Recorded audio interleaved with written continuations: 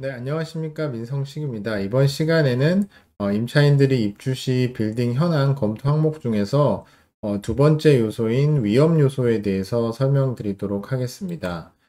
우선 첫 번째로 홍수의 위험을 들 수가 있습니다. 홍수나 침수의 위험을 확인하고 이를 대비한 보험에 가입을 해야 되는데요. 예전에 집중호우로 인해서 강남역 인근에 빌딩들이 침수가 됐던 사례가 있었습니다.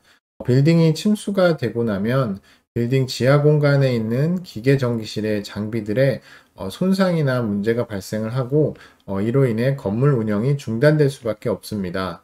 물론 이런 경우 회복을 하는데 많은 시간과 비용이 발생합니다. 따라서 만에 하나 발생할 수 있는 침수나 물로 인해 일어날 수 있는 위험들이 있는지 꼭 확인을 해야 됩니다. 다음으로는 유해 물질입니다. 성면이나 유해 화학 물질 등 건강에 악영향을 주는 배출물들이 있는지 확인하는 것입니다.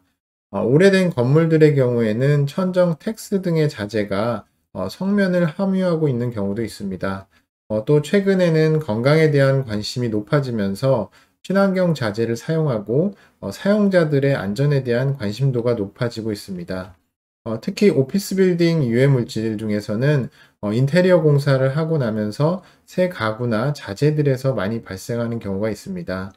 이를 대비해서 입주하기 전에 시간을 두고 유해 물질들이 배출될 수 있게 하거나 친환경 처리를 사전에 하는 것이 좋습니다. 세 번째로는 공해입니다. 도로 주변 소음이나 공장 주변의 유해 공기 또는 항공기 소음 등 공해가 발생한 요소가 있는지 확인하는 것입니다. 사무 공간의 경우 집중할 수 있는 업무 분위기를 만드는 게 매우 중요합니다. 특히 소음이나 유해 공기가 있는지 살피려면 방문 시간대를 달리해서 요일이나 시간대별로 문제가 발생할 수 있는지를 확인하는 절차가 필요합니다.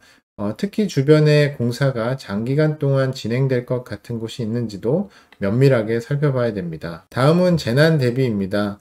정전시를 대비한 비상발전기 보유 여부나 대피용 비상계단 또는 피난시설 등의 상태를 점검하는 것입니다. 빌딩은 많은 사람들이 모여 있는 곳이고 비상시 대피를 할 수 있도록 기본적으로 지켜야 할 법적 사항들이 있습니다. 대형 빌딩의 경우에는 정전 시 대피를 위한 최소 전력을 유지하기 위해 비상발전기가 있습니다. 또 비상계단은 어느 곳에 위치하고 있고 문제가 발생할 경우 상주 인원들이 문제없이 대피할 수 있도록 관리되고 있는지를 확인해야 됩니다. 다음으로는 화재 대피입니다. 화재 시 대피하는 계획과 설비가 잘 갖춰져 있는지 확인하는 것입니다. 화재가 발생을 하면 빌딩에서 탈출할 수 있는 경로는 매우 제한적입니다. 빌딩을 운영하는 주최 측에서 화재 대피 훈련을 주기적으로 하고 있는지 또는 관련 설비들도 문제없이 점검을 하고 있는지 꼭 확인해야 됩니다. 이렇게 이번 시간에는 임차인 입주 시 빌딩 현황 검토 항목 중에서 위험 요소들이 어떤 것들이 있는지 살펴봤습니다. 이외에 어떤 것들이 또 있는지 다음 영상에서 설명드리도록 하겠습니다. 감사합니다. 이번 시간에는 임차인 입주 시 빌딩 현황 검토 항목 중에서 세 번째인 건축 및 기계 설비에 대해서 말씀드리도록 하겠습니다. 첫 번째로는 기계와 전기 설비입니다. 기계와 전기 설비들이 최신 사양인지 확인을 하는 것입니다. 빌딩은 겉으로 보이는 것보다 내부의 요소들이 매우 중요합니다. 예를 들어 냉난방 방식은 어떻게 이루어지는지 또는 전기 기계 설비들의 용량들은 임차를 했을 때 충분한지 확인을 해야 합니다. 이를 위해서 건물 운영자에게 전체적인 건물의 스펙이 정리된 정보를 받아서 사전에 검토를 해야 됩니다. 그 다음으로 전체 스펙도 중요하지만 임차인이 사용하는 층에 배분 가능하거나 사용이 가능한 용량이 어느 정도 되는지 확인하는 게 좋습니다. 다음으로는 주방입니다. 빌딩 내 주방 설치가 가능한지 여부도 확인을 해야 됩니다. 최근에는 임차인들이 편의시설로 간단한 주방 시설이나 캔틴 등의 휴게 공간을 설치하기도 합니다. 인테리어를 할 때 그런 공간을 설치가 가능한지도 사전에 살펴야 공간 레이아웃을 구성할 때 반영할 수 있습니다. 세 번째로는 배수입니다. 주방이나 추가 화장실을 설치하는 경우 사용 가능한 배수관이 있는지 확인하는 것입니다. 앞서 설명한 주방을 설치하기도 하지만 경우에 따라서는 추가 화장실을 설치하는 임차인들도 있습니다. 이때 사용 가능한 배관은 있는지 또는 용량은 충분한지 사전에 확인할 필요가 있습니다. 그 다음으로는 OA 플로어입니다. 케이블을 설치하기 위한 OA 플로어가 구성되어 있는지 확인하는 것입니다. OA 플로어는 오피스 오토메이션 플로어로 보통 액세스 플로어라고 부르기도 하는데 건물의 바닥에 설치돼서 그 밑으로 복잡한 통신 선로들이나 전기 선로들이 지나갈 수 있도록 만든 바닥재를 말합니다. OA 플로어가 설치되어 있으면 사무실 레이아웃을 할 때 편의성을 높여서 자리들을 배치할 수 있습니다. 다음으로는 엘리베이터입니다. 엘리베이터의 대수를 확인하는 것이 중요합니다. 빌딩의 엘리베이터 대수는 상주 인원을 고려하여 확인을 해야 합니다. 고층 빌딩의 엘리베이터가 부족하다면 빌딩의 사용자의 만족도가 현격하게 떨어집니다. 따라서 적정 인원이 상주를 하고 있는지 사전에 확인을 하고 엘리베이터 대기 시간은 괜찮은지 꼭 확인을 해야 합니다.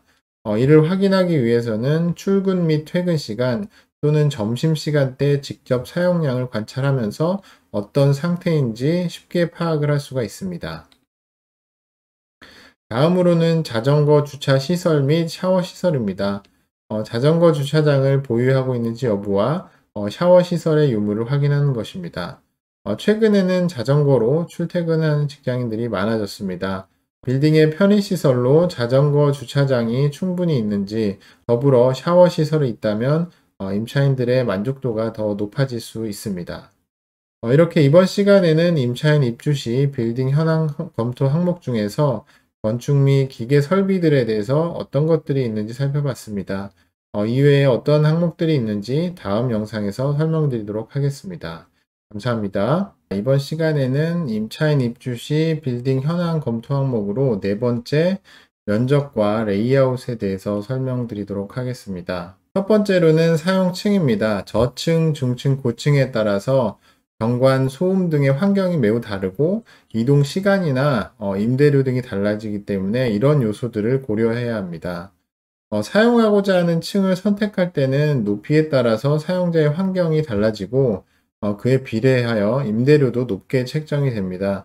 또 이런 경관 조명은 주변에 새로운 건축물들이 들어설 가능성이 있는지도 확인하는 게 좋습니다. 고층부의 장점은 빼어난 조망이 있지만 반대로 이동하는 데 시간이 걸릴 수 있다는 단점도 있습니다. 다음으로는 면적의 크기입니다. 임직원들이 사용할 수 있는 공간에 여유가 있는지 확인해야 됩니다. 사무 공간의 쾌적성을 유지하기 위해서는 임대 면적이 여유가 있는지 확인을 해야 됩니다. 최근에는 회의 공간과 휴게 공간을 넓게 배치하다 보니 정작 업무 공간은 협소해지는 경우도 종종 발생합니다.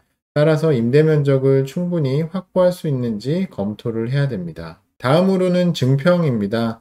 사세가 확장이 되거나 업무 인원이 증가할 경우 추가 면적을 사용해야 되는데 이럴 가능성도 고려를 해야 됩니다. 사무실을 사용하다 보면 회사가 성장하고 더 많은 인력을 채용할 때가 있습니다. 그럴 때 당연히 더 넓은 공간에 대한 수요가 생기게 됩니다. 그럴 때를 대비해서 빌딩 내 추가 임대를 할 공간을 확보할 필요가 있습니다. 빌딩에 여유가 있다면 괜찮겠지만 같은 층에 있는 입주사들의 임대 만기를 고려하거나 추가 면적을 생각해서 사전에 임대 조건 등을 계약서에 기재를 하기도 합니다. 다음으로는 평면의 모양입니다. 한 층 또는 여러 층을 사용할 것인지 또는 바닥 면적은 직사각형인지 또는 다른 모양인지 확인하는 게 중요합니다. 임대를 할 때는 공간의 모양이 매우 중요합니다.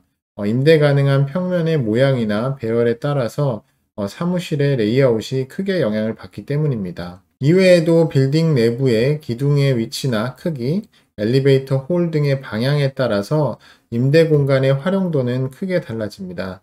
따라서 임대 가능한 평면의 모양을 잘 활용할 수 있도록 임대 가이드라인을 수립해 놓는 경우가 많습니다. 공용 공간인 복도의 구획이나 한 층을 분할했을 때 임차인들이 효과적으로 사용이 가능하도록 사전 분할 면적을 고려해 놓는데 이때 임차인들은 어떤 공간이 더 효율적인지를 고려하기도 합니다. 다음으로는 창고입니다. 건물 내 창고 사용 가능한 공간이 있는지를 확인하고 또 없다면 주변에 그런 공간이 있는지를 확인하는 것입니다. 임차인은 사무 공간 이외에도 업무상 필요한 물품을 보관해야 하는 공간이 필요한 경우도 많습니다.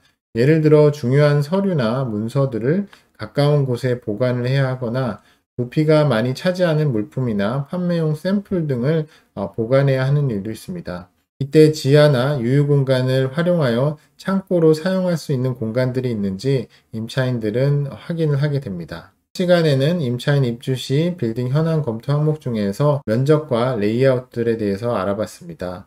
이외에 어떤 것들이 있는지 다음 영상에서 계속해서 설명드리도록 하겠습니다. 감사합니다.